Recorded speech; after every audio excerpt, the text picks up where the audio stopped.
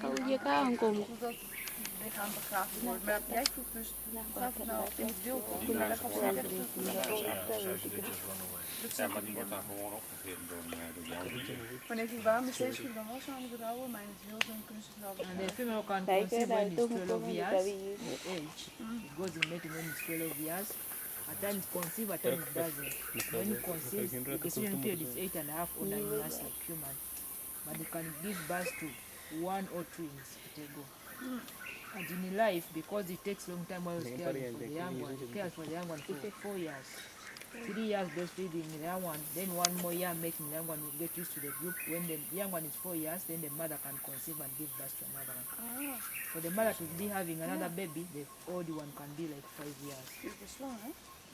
That's why in life it can produce like 3 or 4 because it takes a long time while it's caring for the young one. It's like humans. And lifespan in the wild for the chimps is 45 years and above.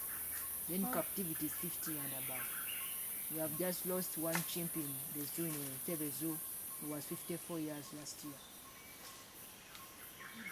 In 2017 is when he died. He was about to make 55 when he died.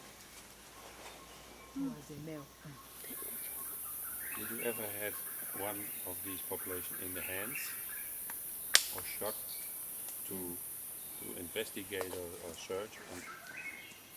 Like, you mean when they can dat it? No, yeah, they haven't reached that level.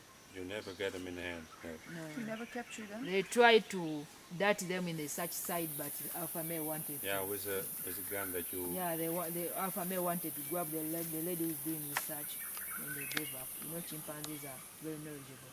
Okay.